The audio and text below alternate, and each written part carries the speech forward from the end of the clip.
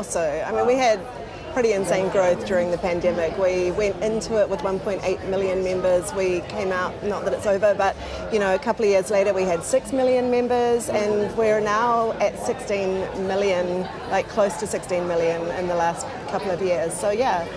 People just keep coming to write their thoughts about movies. Why do you think that is? Because I get it during the pandemic. We were all stuck at home. We were looking for communities and to feel connected. Why do you think it continues to grow? Yeah, and to feel connected, and also to feel maybe a sense of achievement in our days when there was sort of no shape to those long lockdown days.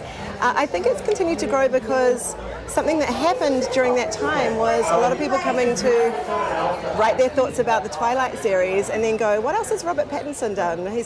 Good Time. Oh, The Lighthouse with Willem Dafoe. This is interesting. This is cinema I've never seen before. And then started a cinephile journey that, coming out of the pandemic, has taken them into art house cinemas to see a lot of films that they never got to see on the big screen the first time around. And they're finding community literally in cinema foyers now. Like, we see a lot of under 35-year-old engagement in the cinema.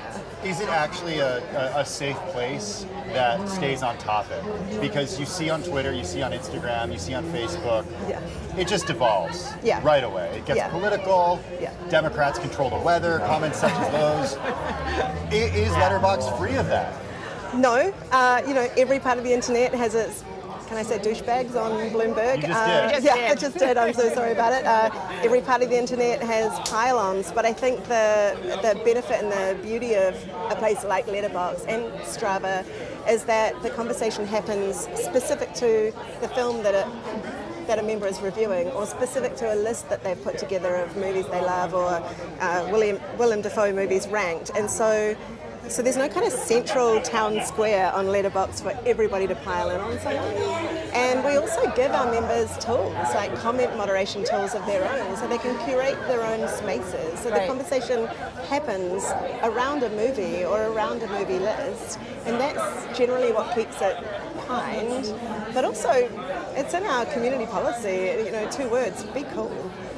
Barbenheimer, however you want to say it. Barbie and Oppenheimer. Yeah. What did that do for your platform? Did it give it a boost? Did you see anything significant off of that? We definitely saw a massive amount of growth around a lot of editorial we did with Greta Gerwig at Barbie time and with Martin Scorsese at Killers of the Flower Moon time. Where there are spikes there. But more than that, it's not just about getting new members to Letterboxd. What I loved about Barbie was Greta's generosity in sharing all of the film references that she used to make that film. Everything from Pee-wee's Big Adventure to Singin' in the Rain. And then we see, at the back end, the watch list spikes of our members going, Greta loves that film, I love Greta, I'm going to watch that film. There's a history in cinema, right? Yeah. Like her movie.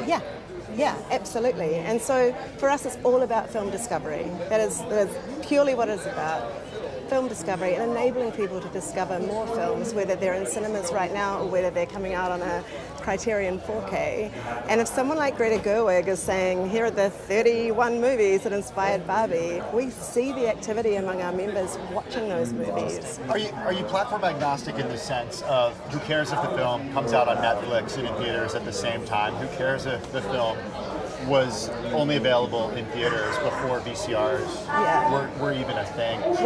How has the conversation shifted? Absolutely. We want people to see films where they can see them. And, I mean, the state of theatrical, right, is that not every film comes out in every cinema in every town around the world. And so we see a lot of members reviewing a film saying, I drove 2 hours to see this and I'm so glad I did, because I wanted to see it in 70mm. But also other people who, are watching it on their streaming services, and all of it is fine because they're all watching movies. How do you guys make money? How do we make money? Sorry. Yeah, no. We're Bloomberg. It's a good question. No, but how do you do it? Yeah, we have wages to pay. The first way we did it in the early days was by inviting our members to pay an annual subscription fee to either be pro or patron level, and for that they get yummy features like their annual stats around who your most watched actor is, and a map of the world that changes colour as you watch a film from each part of the world. And then we brought in advertising, and if you don't want advertising with your Letterboxd experience, you can upgrade to Pro or Patron. What pays the bills, though? Is it the so that pays the subscriptions or advertising? Subscriptions, advertising, and campaigns. Mainly campaigns with a lot of studios and distributors.